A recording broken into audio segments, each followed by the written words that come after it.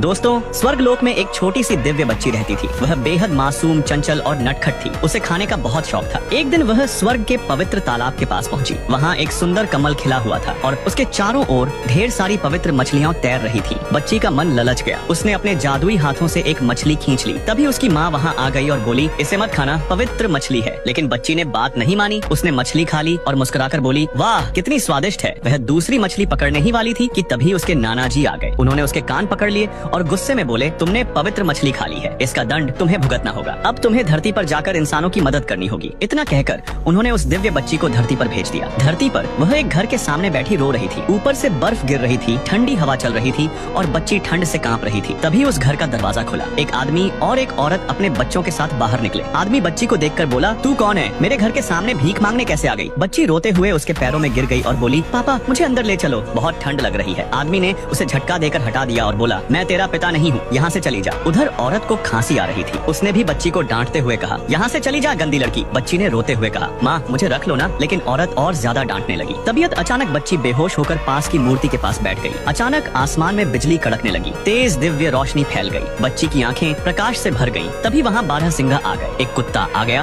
और ढेर सारे पक्षी भी उड़ते हुए आ पहुँचे। यह सब देखकर आदमी, औरत और उनके बच्चे डर गए। उन्होंने नौकर से कहा, इस लड़की को बाहर निकाल दो। नौकर बच्ची को ले जाने ही वाला था कि तभी कुत्ते और पक्षियों ने उन्हें घेर लिया और हमला कर दिया। डर के मारे सभी लोग घर के अंदर भाग गए। तभी दिव्य बच्ची ने शांत स्वर में कहा, तुम सब जा सकते हो। कुत्ता और पक्षी उसकी बात मानकर वहाँ से चले गए। बच्ची फटे जूते पहने हुई थी और उसे बहुत तेज भूख लगी थी। वह धीरे धीरे बाजार की ओर चल पड़ी। रास्ते में उसने देखा कि एक माँ अपने बच्चे को गोद में लिए बहुत रो रही थी। दिव्य बच्ची ने देखा कि उस बच्चे पर एक काली छाया थी। वह तुरंत दौड़कर उनके पास गई और बोली, मैं इसे ठीक कर दूंगी। नौकरानी हंसते हुए बोली, इतने बड़े बड़े विद्वान इसे ठीक नहीं कर पाए, यह छोटी बच्ची क्या करेगी? लेकिन बच्चे की माँ बोली, चुप रहो। फिर वह बच्ची से बोली, अगर तुम इसे ठीक कर सकती हो तो कर दो। दिव्य बच्ची ने बच्चे का हाथ पकड़ा, अपना मुंह खोला और उस काली छाया को अपने अंदर खींच लिया। फिर बोली, अब मेरा पेट भर गया। यह देखकर माँ हैरान रह गई। उसी पल बच्चा ठीक हो गया। तभी उस औरत को समझ आ गया कि यह कोई साधारण लड़की नहीं बल्कि कोई चमत्कारी दिव्य आत्मा है। उसने प्यार से पूछा, क्या तुम मेरे साथ मेरे घर चलोगी? दिव्य बच्ची मुस्कुराई और बोली, हाँ माँ मैं चलूंगी। दोस्तों, ये वीडियो आपको अच्छा लगा हो तो लाइक एंड सब्सक्राइब जरूर करें।